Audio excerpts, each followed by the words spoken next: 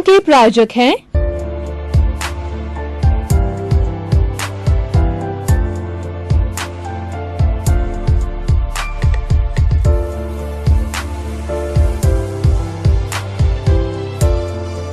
दर्शकगण, श्रोतागण, भाई और बहनों, मातृशक्ति को नमन।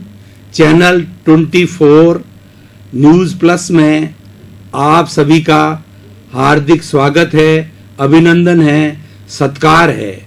आज हम एक ऐसे विषय पर चर्चा करने जा रहे हैं जिससे आपके जीवन की धारा बदल सकती है, जीवन की दिशा बदल सकती है और आपको जीवन के अंदर बहुत बड़ा लाभ मिल सकता है। वह विषय है योग द्वारा मोक्ष। दो शब्द है, योग और मोक्ष। हम एक एक करके पहले इन शब्दों की परिभाषा करेंगे और फिर हम इन दोनों को आपस के अंदर जोड़ेंगे कि किस प्रकार ये दोनों एक दूसरे के पूरक है। योग का अर्थ होता है जोड़ना। सामान्यतया हम बच्चे को कहते हैं कि योग कीजिए, गुणा कीजिए, भाग कीजिए। योग का मतलब होता प्लस। अब जोड़ना, किसको जोड़ना? माइंड, बॉडी एंड सोल, तीनों को जोड़ने को योग कहा जाता है। हमारा मन, हमारी बुद्धि और हमारा शरीर और हमारी आत्मा, इन सब को जोड़ने को योग कहा जाता है कि हमारा मन, शरीर और आत्मा एक ही दिशा में चले। मन है शरीर का नियंत्रण करे और आत्मा इन दोनों पर नियंत्रण करे।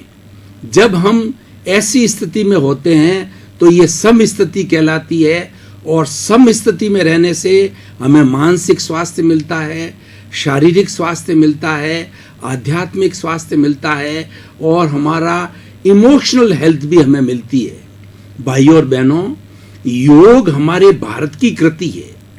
भारत में ही जन्मा, भारत में ही पैदा हुआ और योग के माध्यम से हमारे ऋषि मुनियों ने आश्रमों में रह करके विद्यार्थियों को शिक्षा दी, अपने जीवन को योगमय बनाया और योग के द्वारा साधना करके उन्होंने एक अच्छे समाज का निर्माण किया और साथ साथ अपने जीवन को मोक्ष तक ले गए। योग एक साधारण चीज नहीं है, इसको हम होलिस्टिक कह सकते हैं। अगर ये कहा जाए कि समग्रतया भारतीय संस्कृति में होलिस्टिक रूप से ऐसी कौन सी चीज है जिसे हम योग कह सकते हैं? हमारा भारत का प्रसिद्ध ग्रंथ गीता, जिसको कि कोर्ट के अंदर जब कोई शपथ लेता है तो वो गीता पर हाथ रखकर शपथ लेता है कि मैं जो कुछ कहूंगा ईश्वर की जो है आशीर्वाद से, ईश्वर की कृपा से सच सच कहूंगा, झूठ नहीं कहूंगा। उस गीता में क्या है? वो गीता पूरी योग से भरी गई है और कृष्ण भगवान ने 18 दिन के अंदर जो महाभारत का युद्ध लड़ा गया, 18 दिन के प्रत्येक दिन के अंदर अर्जुन को एक एक जो उन्होंने विवेक और एक एक जो उन्होंने सूत्र दिया और एक एक तरह का योग दिया, वह सारा गीता का सारांश है। पहले 6 अध्याय कर्म योग है, दूसरे 6 अध्याय है वह ज्ञान योग है और तीसरे 6 अध्याय भक्ति योग है। इन सबको मिला करके 18 अध्याय के अंदर गीता योगमय है और उसका उपसंहार है ध्यान योग। अब देखिए कि योग जो है वो हमारे शरीर पर किस तरीके से असर करता है। योग के द्वारा हम इस शरीर को साधते हैं और योग के जो अंग है वो आसन, प्राणायाम, ये उसके अंग है। तो आसन के द्वारा इस पूरे शरीर को जो है हम व्यवस्थित कर सकते हैं। हमारे शरीर के अंदर जो अकड़न होती है, जो जकड़न होती है, जो शिथिलता है, उसको योग के द्वारा मिटाया जाता है। आसन वही कहे जाते हैं जिन स्थिति के अंदर हमारे ये पक्षी है ना, जो स्थान ग्रहण करते हैं, जिस आसन में बैठते हैं, उसको हमने आसन का रूप दिया और ये लगभग 72 तरह के आसन हमारे भारत में प्रचलित है और सारे योगी लोग उन आसनों को करते हैं ताकि कि शरीर को साधा जा सके। और योग के द्वारा हम अपने मस्तिष्क को साध सकते हैं, मस्तिष्क के अंदर शांति ले सकते हैं। हमारा प्राणायाम है, हमारा सांस है बंधुओं। सांस एक ऐसी चीज है जो जीवन भर साथ देता है।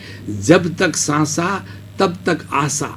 हम लास्ट तक जो है इस श्वास के सहारे हम जीवन यापन करते हैं, और जब जब सांस चलता रहता है हमारा जीवन चलता रहता है। तो स्वारा जो श्वास है इसका स्वर योग भी कहा जाता है।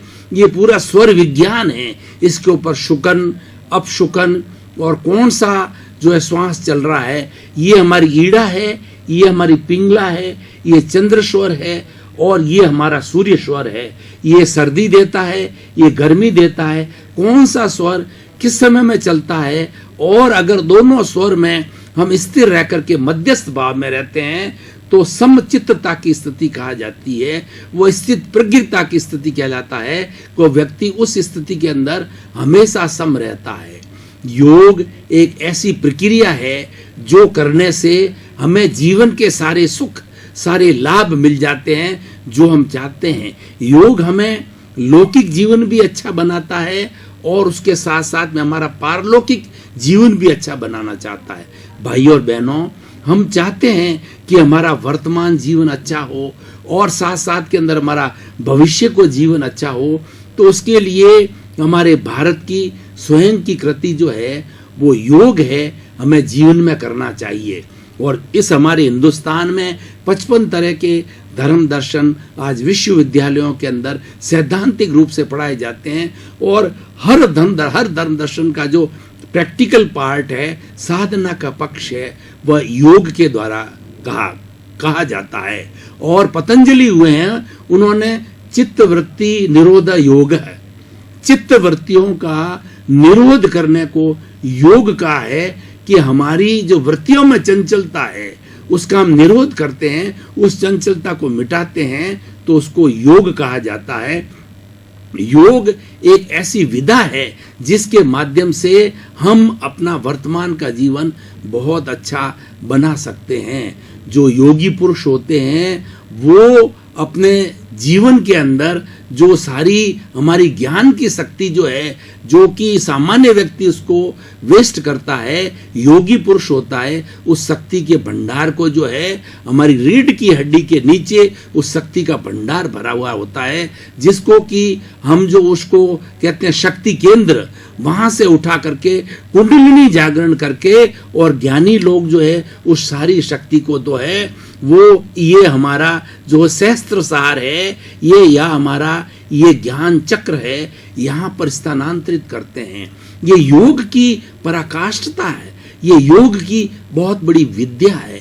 भाई और बहनों, योग का जीवन जीने वाला व्यक्ति कभी भी शोषण नहीं करता, अनैतिकता नहीं करता और भ्रष्टाचार नहीं करता, और परिवार के लोगों के साथ में वो समन्वय बना करके, एडजस्टमेंट बना करके रखता है। आज हम देख रहे हैं कि हमारी इस सृष्टि पर, हमारी इस पृथ्वी पर या हमारे देश के अंदर जो बुराइयां क्यों आई, क्योंकि हमने भारतीय संस्कृति के पुराने हमारे योगमय जीवन, योग के सिद्धांत है, उनको छोड़ दिया। देखिए योग क्या कहता है कि आपको प्रातःकाल सूर्योदय से पूर्व उठना चाहिए। सूर्य जब उदय हो उसके पहले उठने से वो ब्रह्म मुहूर्त कहलाता है। उस ब्रह्म मुहूर्त के अंदर हमारी सृष्टि के अंदर अमृत बरसता है, ऐसे रसायन बरसते हैं जिसके अंदर सीरोटोनिन है और एंडोर्फिन है। वो हमें हमारे शरीर के अंदर बहुत सी आनंद, प्रसन्नता और शालीनता से शरीर को भर देते हैं। बंधुओं, ये भी एक योग है। समय से सोना, समय से उठना, समय से खाना, समय से पीना, समय से काम करना, ये सारी योगिक क्रियाएं कहलाती है। योग का अर्थ है कि प्रकृति ने जो जो नियम बनाए उन नियमों का पालन करना। To follow their nature is called the yoga. हमारी जो ये योग की संस्कृति भारत के अंदर आज इतनी पॉपुलर है कि ये संस्कृति आज भारत से पूरे विदेशों के अंदर चली गई है। और हम अत्यंत सौभाग्यशाली है कि वर्तमान में हमको ऐसे प्रधानमंत्री मिले हैं श्री भाई नरेंद्र मोदी, जो कि स्वयं योग का जीवन जीते हैं और वो योग को समर्पित है। तो उन्होंने योग के सिद्धांत का गहराई से अध्ययन किया और स्वयं अपनी युवा अवस्था के अंदर वो हिमालय में उन्होंने साधना की है, योगियों के बीच में रहे हैं और उन्होंने पाया कि अगर व्यक्ति योग को धारण कर लेता है तो हमारी संस्कृति जो है बहुत डेवलप हो सकती है और हमारी संस्कृति के जो गिरते मूल्य है इस योग के माध्यम से जो पुनर्स्थापित किए जा सकते हैं। तो वो उन्होंने यूएनओ के अंदर जो है यूनाइटेड नेशन ऑर्गेनाइजेशन, जो कि पूरे विश्व का एक संगठन है जिसमें लगभग 200 देश सदस्य हैं, उनके बीच के अंदर हमारी योग की फिलॉसफी को रखा कि भारत के अंदर योग ऐसा है जो कि होलिस्टिक है, वो सभी तरह के स्वास्थ्य देता है। हमारी फिजिकल हेल्थ, हमारा मेंटल हेल्थ, हमारा इमोशनल हेल्थ, हमारा स्पिरिचुअल हेल्थ और हमारा सोशल हेल्थ।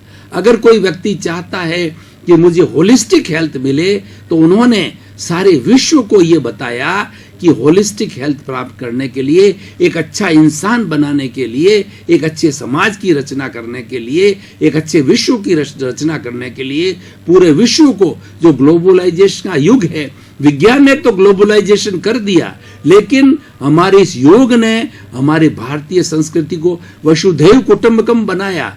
भाइयों और बहनों, आज हमने इस योग विषय के ऊपर मंथन किया। अब हमने मस्तिष्क को थोड़ा ठंडा करने के लिए हम थोड़ा ब्रेक दे रहे हैं और पुनः ब्रेक के बाद इस विषय पर हम गहन चिंतन और करेंगे।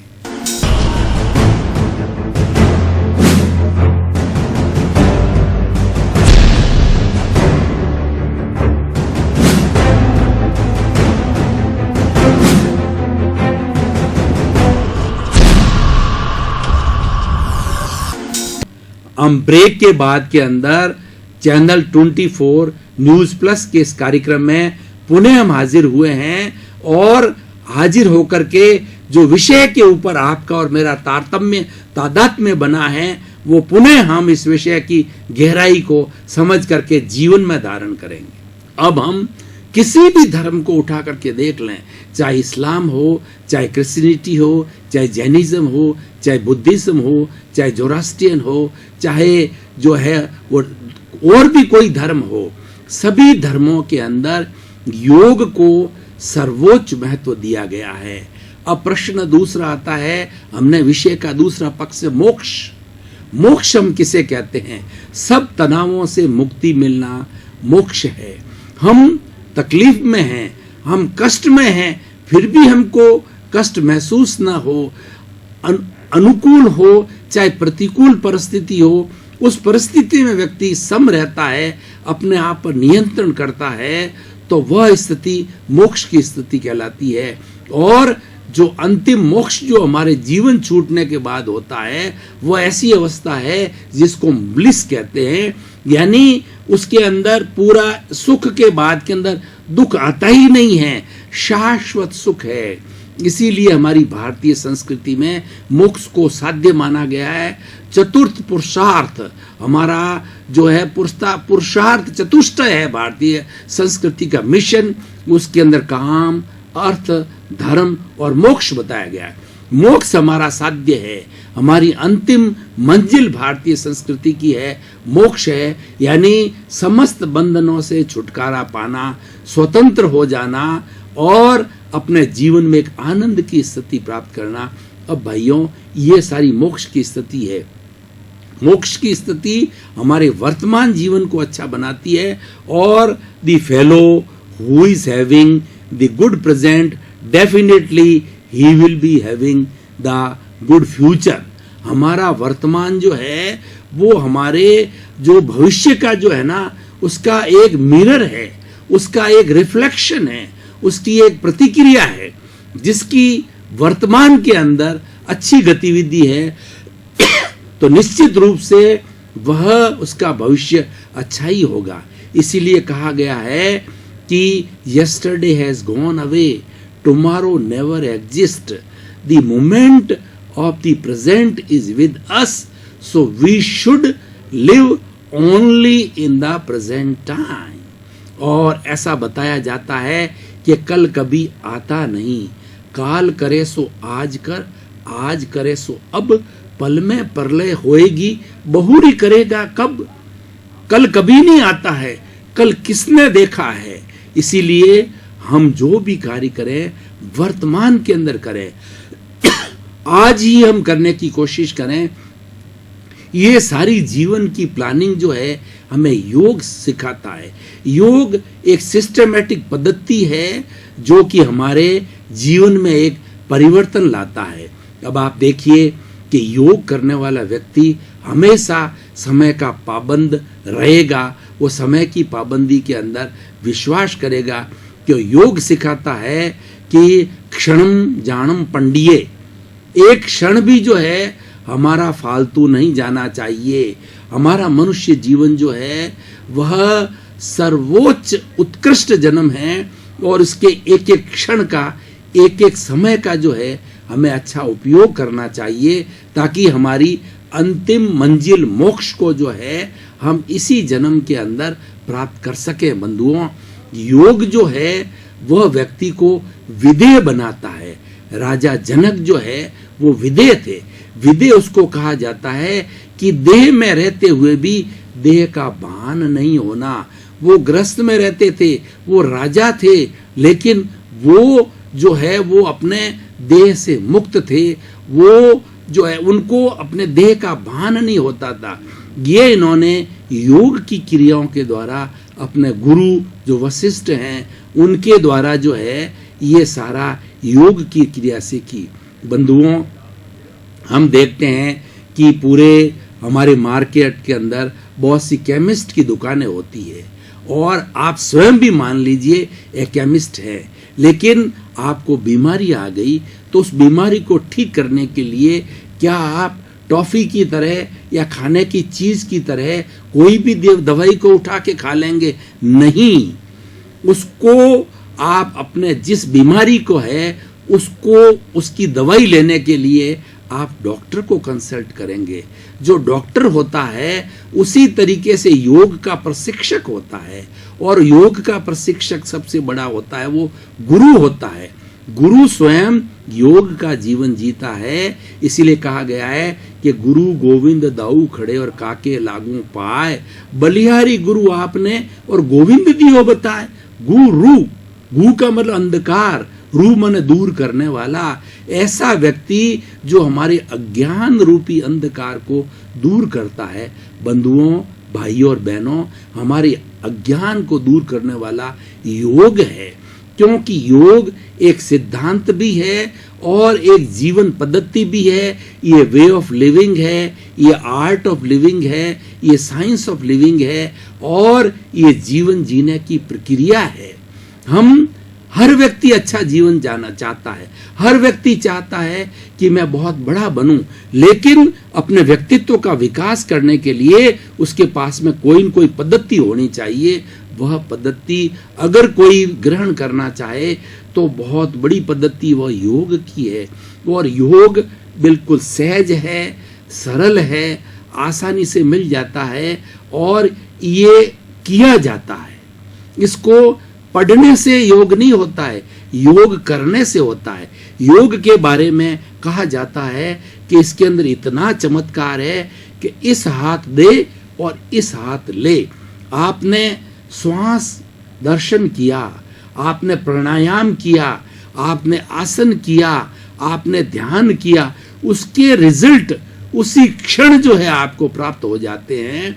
और जो प्रारंभ से ही हमारे जितने जितने बड़े बड़े लोग हुए हैं, स्वामी विवेकानंद कहिए, और जो है वो हमारे आदिनारायण कहिए, और हमारे महावीर भगवान कहिए, बुद्ध कहिए, श्री कृष्ण कहिए, राम कहिए, ये सब योगी पुरुष थे। ये प्रारंभ से ही जो है योग का जीवन जीते थे। योग का जीवन जीने वाला क्रोध, अहंकार, माया, लोभ, घृणा, ईर्ष्या उस पर स्वतः ही नियंत्रण कर लेता है और इसीलिए उनके पर्सनैलिटी का डेवलपमेंट होता है। आजकल भाई और बहनों, पर्सनैलिटी डेवलपमेंट पर बहुत सी कार्यशालाएं लगती है, बहुत से सेमिनार होते हैं, बहुत से कॉन्फ्रेंसेस होते हैं। उसके अंदर सबसे बड़ा विषय जो है, अगर योग रखा जाता है तो वह सेमिनार व कॉन्फ्रेंस जो है बहुत सफल हो सकती है, क्योंकि योग के अंदर पर्सनैलिटी डेवलपमेंट, व्यक्तित्व विकास के सारे सूत्र भरे हुए हैं। योग ऐसा पुंज है जो गुणों की खान है। योग के अंदर कोई बुराई नहीं, योग कोई साइड इफेक्ट नहीं करता है, योग का कोई समय नहीं होता है और योग किसी सीमा में नहीं बंधा हुआ है। योग त्रैकालिक होता है। योग भविष्य में था, वर्तमान में है और भूत में रहेगा। और इस सृष्टि में जीने वाले मनुष्य को, हर प्राणी को अगर वह योग का जीवन जीता है तो उसको एक अच्छा इंसान, एक अच्छा प्राणी बना सकता है। बंधुओं, योग जो है का अध्ययन करने वाला, और योग देखिए हमारे भारतवर्ष में कितने कितने तरह की योग है। अष्टांग योग है, स्वर योग है, हठ योग है, और हमारा कुंडलिनी जागरण योग है। इस्लाम के अंदर योग है, जैन में योग है, बुद्ध में योग है, और आपके हिंदुज्म में है, बुद्धिज्म में है, क्रिश्चियनिटी के अंदर है।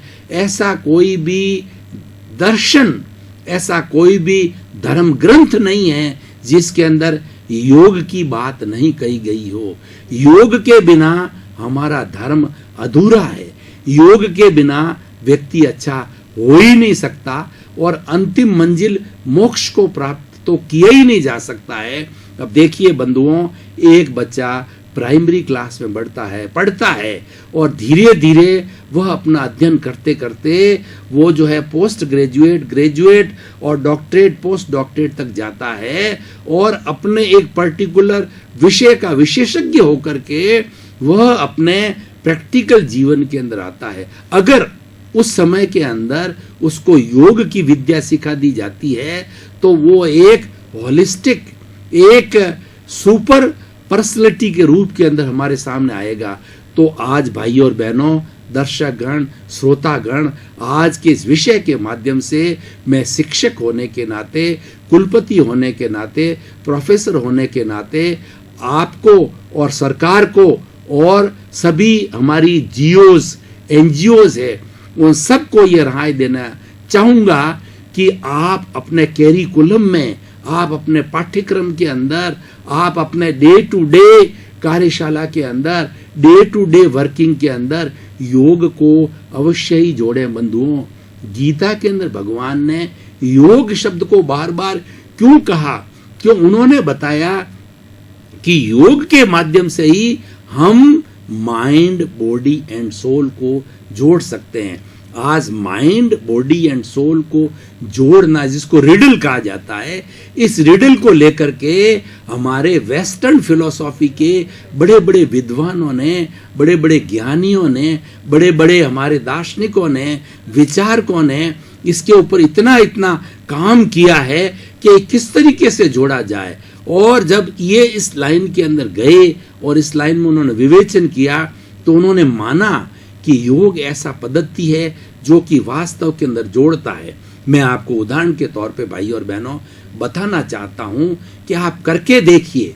आप प्राणायाम जो है, हमारी जो है भस्त्रिका है, हमारी कपालभाति है, जो कि विधि कराई जाती है, उसको आप एक दिन भूखे पेट, खाली पेट जो है करके देखिए और फिर प्रतिदिन और उसी दिन का पूरा आपकी जो है ना काम करने की पद्धति को करके देखिए और एक दिन बिना किए देखिए और आपको खुद को फर्क महसूस होगा कि हमारे दिमाग में बहुत संतुलन है। जो व्यक्ति अपने श्वास का नियंत्रण करता है, और आज हमारी मेडिकल साइंस ने ये प्रूव कर दिया कि सामान्य व्यक्ति जब टेंशन फ्री होता है तो 1 मिनट के अंदर 16 सांस लेता है। श्वास का मतलब इनहेल और एक्सेल, श्वास और प्रवास दोनों मिलकर के जो है वो एक पूरा श्वास कहलाता है। ये 16 बाहर व्यक्ति टेंशन फ्री नॉर्मल व्यक्ति लेता है। लेकिन योग के माध्यम से, योग के सिद्धांतों के माध्यम से, योग को जीवन में अपनाकर, योग के प्रशिक्षक के साथ में हम जो है विधि सीख करके, हम अभ्यास करके इस श्वास को थोड़ा लंबा लेंगे, थोड़ा लंबा भीतर डालेंगे, यानी श्वास की संख्या को जो है हम घटा देंगे। जब ये घट करके 16 से 14, 12 और 10 तक अगर आ जाती है तो आप एक ईश्वर का रूप हो जाएंगे।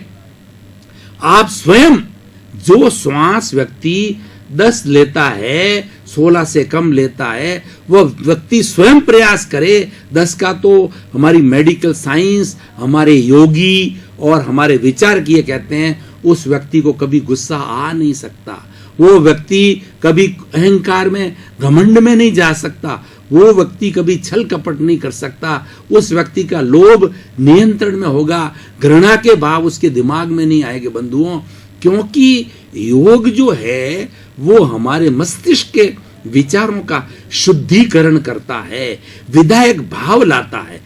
भाइयों और बहनों, श्रोतागण, दर्शकगण, चैनल 24 न्यूज प्लस के पुनरुत्थान कार्यक्रम में आपने पधार करके हमारे इस कार्यक्रम को बहुत ही महत्वपूर्ण बनाया। आपके आने से ये महत्वपूर्ण हुआ क्योंकि जब मिलकर के आपस के अंदर विचार करते हैं, इंटरेक्शन करते हैं, हम एक दूसरे की बात को समझते हैं, हम प्रश्नोत्तर करते हैं, जिज्ञासा करते हैं, ये करने से हमारा वह विषय महत्वपूर्ण हो जाता है और वो हमारे जीवन की दिशा और दशा बदल देता है। ऐसे जीवनोपयोगी कार्यक्रम में आप आते रहिए और पुनरुत्थान कार्यक्रम को सफल बनाते रहिए। आपके प्रति मंगल भावना, शुभकामना, सबका मंगल हो, सभी जीवों को सुख मिले, सब जीवों को मोक्ष मिले, सभी जीवों को आनंदमय मिले। के प्रायोजक हैं